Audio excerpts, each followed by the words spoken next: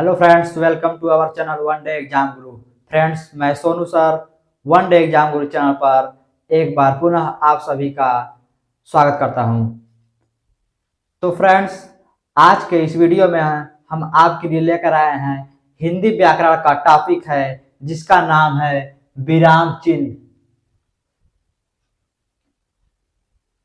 तो फ्रेंड्स, विराम चिन्ह किसे कहते हैं? विराम चिन्ह किसे कहते हैं?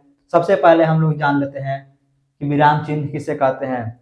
तो किसी भी पंक्ति में जब एक वाक्य पूरा हो जाता है तो उसके बीच में जो ठहराव होता है उसी के लिए हम लोग विराम चिन्ह का प्रयोग करते हैं।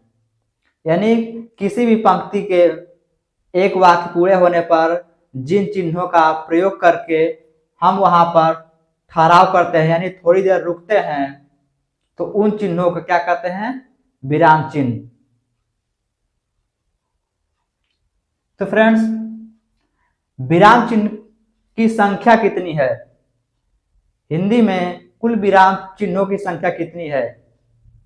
तो हिंदी में कुल विराम चिन्हों की संख्या कामता प्रसाद गुरु के अनुसार कुल विराम चिन्हों की संख्या 20 है।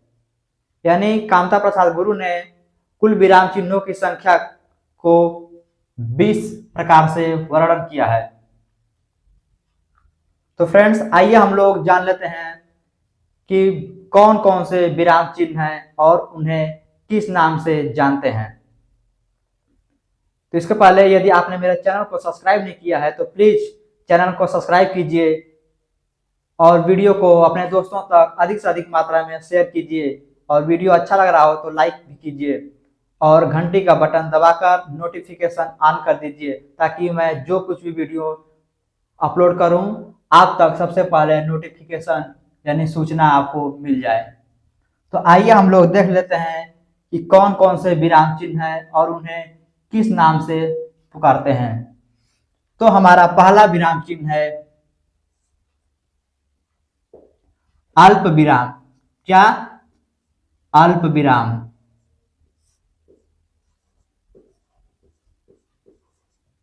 हमारा पहला विराम चिन्ह है अल्प विराम। दूसरा विराम चिन्ह है अर्ध विराम। क्या है?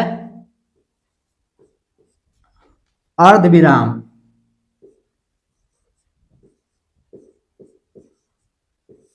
हमारा तीसरा विराम चिन्ह है पूर्ण विराम। क्या होगा फ्रेंड्स? पूर्ण विराम। तीसरा विराम चिन्ह है पूर्ण विराम। चौथा विराम चिन्ह है प्रश्न चिन्ह। क्या? प्रश्नवाचक चिन्ह या प्रश्नवाचक चिन्ह।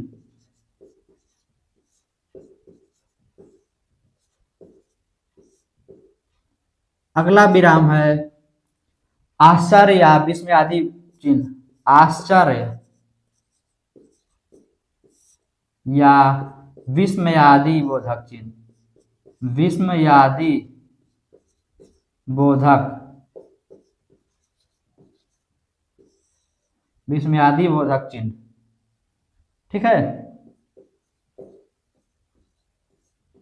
और उसके बाद अगला चिन्ह है निर्देशक। क्या? निर्देशक।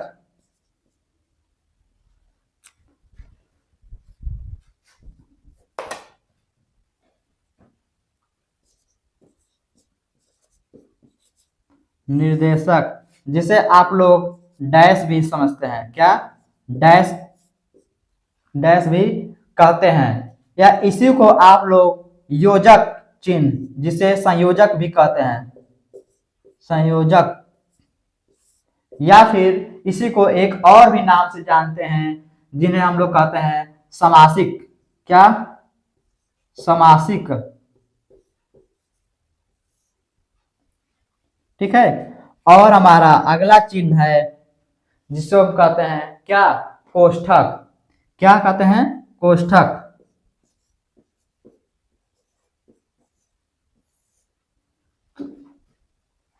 उसके बाद हमारा अगला चिन्ह है अवतरण चिन्ह। अवतरण, क्या बोलेंगे, अवतरण, या फिर इसी को हम लोग बोल लेते हैं उद्धरण चिन्ह, या फिर इसी को हम लोग बोल लेते हैं उद्धरण चिन्ह। तो आइए हम लोग पहले इतना को देख लेते हैं, ठीक है। पहले हम लोग इन चिन्हों को देख लेते हैं कि कौन से चिन्ह को क्या कहते हैं। अल्प विराम, यानी जब वाक्य के बीच में थोड़ा देर ठहराव होता है, कम समय के लिए ठहरना होता है, तो वहां पर अल्प विराम का प्रयोग करते हैं। जैसे अल्प विराम का चिन्ह है क्या, ये हो गया आपका अल्प विराम का चिन्ह। और उसके बाद ये होता है आपका अर्ध विराम, क्या होगा फ्रेंड्स, अर्ध विराम। उसके बाद ये आपका होता है पूर्ण विराम, क्या हो गया, पूर्ण विराम, ये आपका हो गया पूर्ण विराम। उसके बाद प्रश्नवाचक चिन्ह, यानी प्रश्न पूछने के बाद जो चिन्ह लगाया जाता है उसे बोलते हैं प्रश्नवाचक चिन्ह। उसके बाद हमारा आश्चर्य या विस्मय आदि बोधक चिन्ह, यानी पूर्ण विराम जैसे लगता है उसी के नीचे एक बिंदी लगा देंगे, तो ये हमारा हो गया क्या, आश्चर्य बोधक चिन्ह। उसके बाद निर्देशक चिन्ह, जो कि ये होता है, ये हो गया आपका निर्देशक चिन्ह, क्या हो गया, निर्देशक चिन्ह, जिसे आप लोग योजक चिन्ह के नाम से भी जानते हैं। यानी दो शब्दों को आपस में जोड़ने के लिए जिस चिन्ह का प्रयोग करते हैं उसे क्या बोलते हैं, निर्देशक चिन्ह बोलते हैं, या फिर योजक चिन्ह बोलते हैं, या इसी को संयोजक भी कहते हैं, या समासिक चिन्ह भी कहते हैं। उसके बाद हमारा आता है कोष्ठक चिन्ह, क्या आता है, कोष्ठक चिन्ह। तो कोष्ठक चिन्ह हमारे पास तीन प्रकार के होते हैं, कौन कौन से, छोटा कोष्ठक, मझला कोष्ठक और बड़ा कोष्ठक। यानी ये आपका हो गया छोटा कोष्ठक, उसके बाद ये हो गया आपका मझला कोष्ठक, और उसके बाद ये हो गया आपका बड़ा कोष्ठक। यानी कोष्ठक हमारे पास तीन प्रकार के होते हैं, कौन कौन से, छोटा कोष्ठक, मझला कोष्ठक और फिर बड़ा कोष्ठक। तो आइए हम लोग अगला देखते हैं कि हमारा अगला विराम चिन्ह कौन सा है। तो हमारा अगला विराम चिन्ह है अवतरण चिन्ह, जिसे हम लोग उद्धरण चिन्ह के नाम से भी जानते हैं। तो हमारा उद्धरण चिन्ह क्या है, देखिए हम लोग क्या लिखते हैं ऐसे, यानी 6 और 9, 6 और 9 के तरह हम लोग जो चिन्ह बनाते हैं वो हमारा क्या हो गया, अवतरण चिन्ह। अब जब ये 6 और 9 रहता है तो इसको इकहारा अवतरण चिन्ह के नाम से भी जानते हैं। 6 और 9 के तरह जो हम लोग बनाते हैं चिन्ह को, उसको हम लोग इकहारा अवतरण चिन्ह के नाम से जानते हैं। और यहीं पर जब कहीं आप लोग देखते होंगे कि वाक्यों में 66-99, 66-99, यानी इसको हम लोग दोहरा अवतरण चिन्ह के नाम से जानते हैं, या फिर दोहरा उद्धरण चिन्ह के नाम से जानते हैं। तो आइए अब हम लोग देखते हैं कि हमारा अगला चिन्ह कौन सा है। हमारा अगला चिन्ह कौन सा है,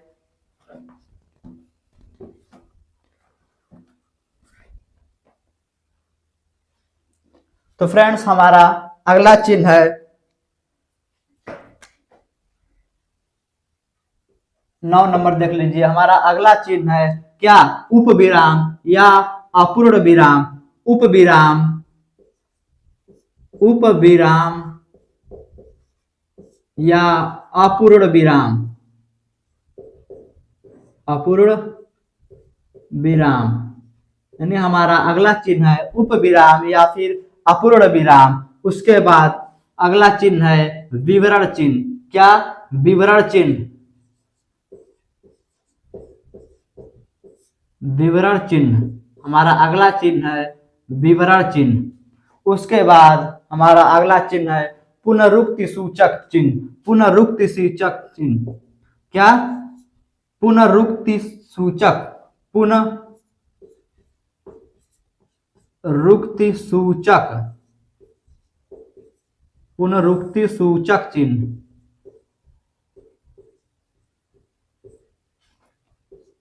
फ्रेंड्स इन सभी चिन्हों का प्रयोग आप लोग हमेशा अपने वाक्यों में करते हैं अपने कविता की पंक्तियों अथवा कहानी की पंक्तियों या इंग्लिश में बोले तो पैसेज में आने वाले सेंटेंस के अंत में आप लोग सभी विराम चिन्हों का प्रयोग करते हैं। लेकिन हम लोग उन विराम चिन्हों को किस नाम से पुकारते हैं ये हम लोग को पता नहीं होता है, जो कि ये नामों को हिंदी में चाहे किसी भी परीक्षा का हो, हिंदी व्याकरण हो, उसमें विराम चिन्ह से प्रश्न बनते ही बनते हैं।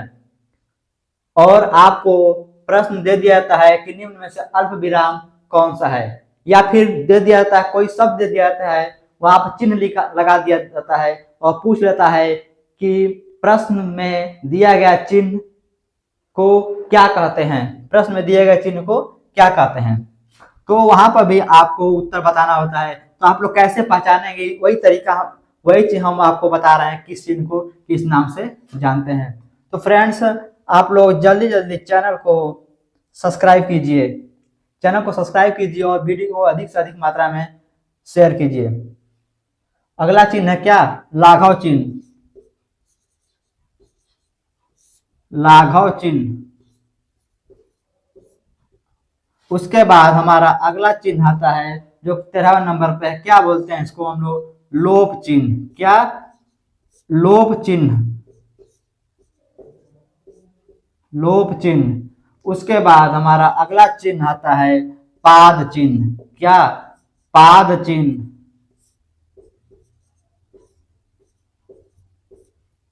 पाद चिन्ह। उसके बाद अगला चिन्ह है दीर्घ उच्चारण चिन्ह। क्या, दीर्घ उच्चारण चिन्ह।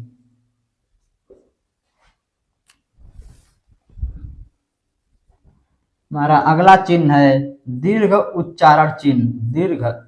दीर्घ उच्चारण।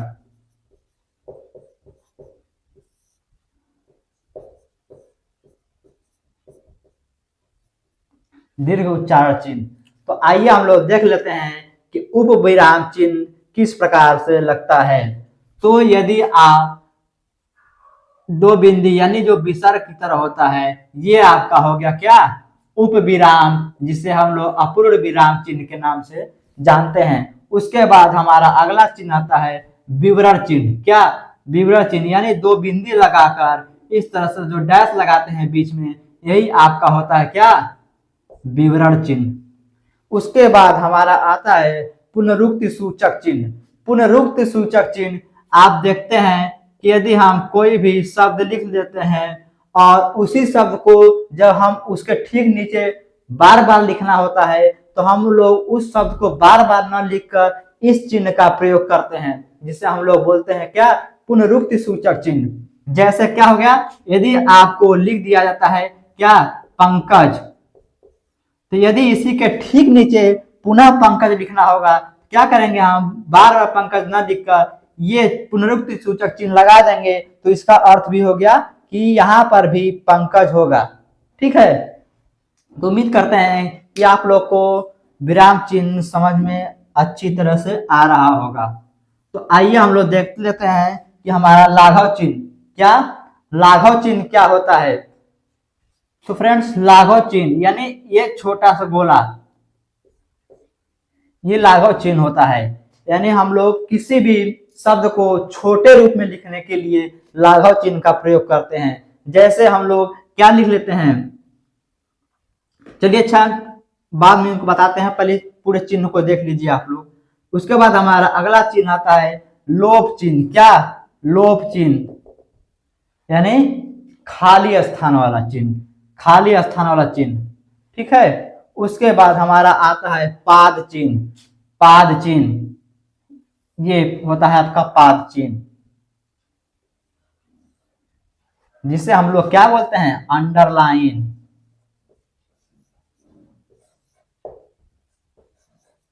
ये हमारा पाद चिन्ह होता है, यानी शब्दों के नीचे जो अंडरलाइन किया जाता है उसको हम लोग क्या बोलते हैं, पाद चिन्ह के नाम से जानते हैं। और हमारा अगला चिन्ह है दीर्घ उच्चारण चिन्ह। दीर्घ उच्चारण चिन्ह, जो कि ये इस तरह होता है। ठीक है, ये हमारा दीर्घ उच्चारण चिन्ह होता है। जैसा कि आपको नाम से ही पता चल जाता है कि दीर्घ मतलब क्या होता है, बड़ा, तो ये आपका दीर्घ उच्चारण चिन्ह जो कि यश की तरह होता है। तो आइए अब हम लोग अगला चिन्ह जान लेते हैं।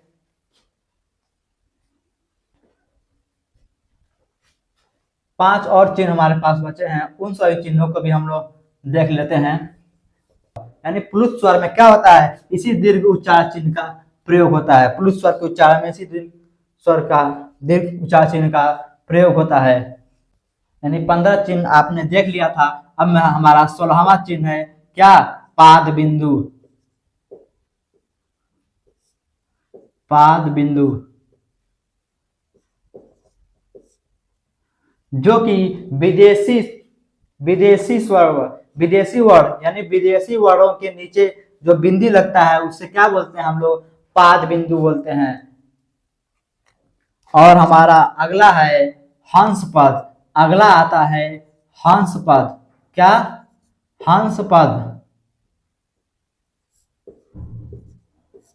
अगला हमारा हंस पद चिन्ह होता है। उसके बाद हमारा 18वां चिन्ह होता है। 18वां चिन्ह होता है टीका सूचक चिन्ह। क्या, टीका सूचक। टीका सूचक से आपको नाम से ही पता चल रहा है कि यह मतलब किसी तरह का संकेत लगा रहा है, संकेत बता रहा है, टीका टिप्पणी कर रहा है। ठीक है, तो इसीलिए हम लोग क्या बोलते हैं, टीका सूचक चिन्ह बोलते हैं। उसके बाद हमारा 19 नंबर का है चिन्ह है तुल्यता सूचक चिन्ह। क्या, तुल्यता सूचक। तुल्यता सूचक चिन्ह। उसके बाद 20वां चिन्ह है, 20वां और अंतिम चिन्ह है समाप्ति सूचक चिन्ह। समाप्ति सूचक।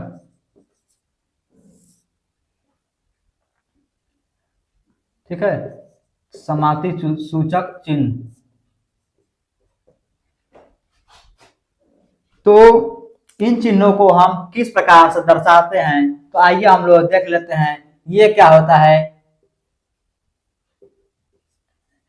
ये हो गया आपका पाद बिंदु। क्या, पाद बिंदु। जैसे हम लोग क्या करते हैं, किसी विदेशी स्वर मतलब आगत स्वर को, आगत स्वर वर्ण को या व्यंजन वर्ण के नीचे जो हम लोग लगाते हैं, बिंदी टाइप लगाते हैं। जैसे ये क्या हो गया, इसके नीचे बिंदी लग गया तो ये क्या हो गया, आगत जड़, यानी यह कहीं से आया हुआ है।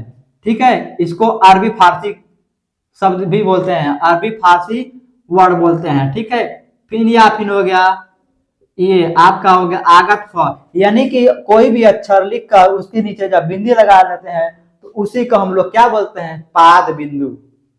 ठीक है, उसके बाद हमारा अगला चिन्ह है हंस पद चिन्ह। हंस पद चिन्ह यानी जब कोई शब्द आप वाक्यों को लिखते समय बीच में छोड़ देते हैं तो उन शब्दों को लिखने के लिए आप क्या कहते हैं, हंस पद चिन्ह का प्रयोग करते हैं। जैसे यदि आपको यहाँ विराम और चिन्ह के बीच में कोई शब्द छूट जाएगा तो हम लोग क्या करते हैं कि यहाँ पर ऐसे पाद बिंदु का चिन्ह,